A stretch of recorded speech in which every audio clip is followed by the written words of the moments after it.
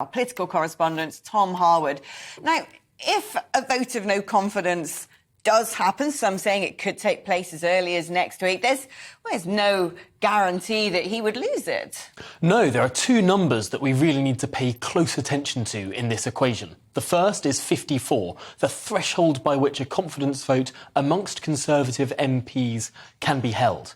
The next is a number a little over 180. And why is that important? That's more than half of the Parliamentary Conservative Party, a party that's around 360 large. Of course, it was 365 before there were several by-elections along the way. So yes, whilst 54 may well be met, it's a whole different order of magnitude to get to over 180. And possibly what we may well see, if it is true, if all this speculation turns out to be correct, that the 54 number has actually been met. And remember, back in December 2018, when this process happened for the last time under Theresa May, only around 30 letters were publicly acknowledged when the threshold was met. So there were over 20 that were not publicly acknowledged, that people had put into the office of Sir Graham Brady without acknowledging it or without crowing about it to the media. That may well have happened in this case. But the question then becomes, how do the plotters find over 120 more individuals to push Boris Johnson off his perch? That is a much harder task. Around 70 MPs have been public in criticism of the Prime Minister, saying he needs to go in one form or another, or slightly stopping short of saying they've submitted a letter. But that's still a world away from 180. And what's called the payroll vote in Parliament, that encompasses cabinet ministers, junior ministers, whips, all the people who are technically part of the government rather than just part of the parliamentary party, the frontbenchers, if you will.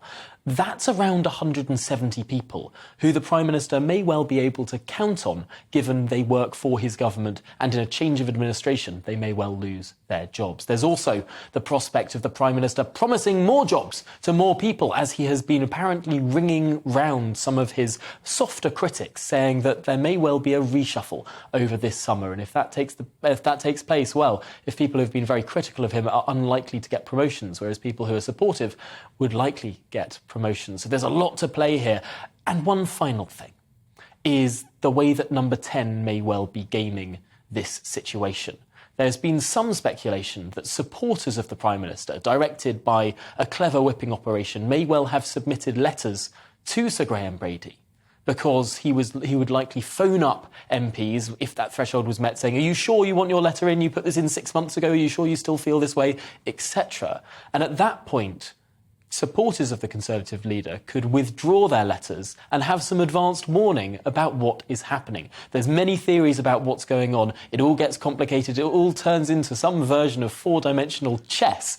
But this is where we are. And of course, we're in the middle of recess.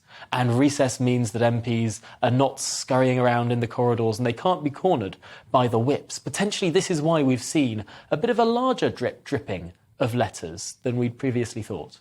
Now, if he does survive the 1922 committee, there is, of course, then the Privileges Committee, and there's been an interesting ding-dong, hasn't there, with Lord Geidt?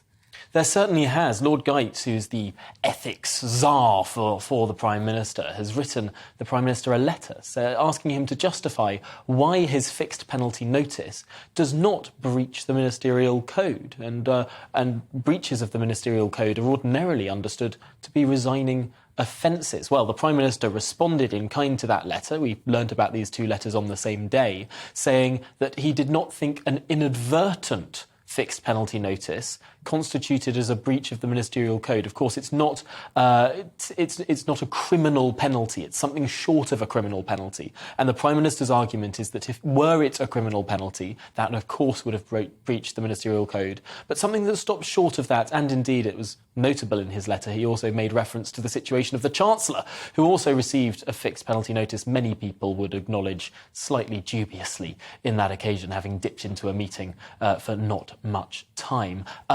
drawing attention to that situation, the Prime Minister tries to draw some context there around his FPN and why he doesn't believe it's a breach of the Ministerial Code. And of course, the Ministerial Code, under an independent committee's recommendations, may now get the wording tightened up with regard to what constitutes a resigning offence and what does not.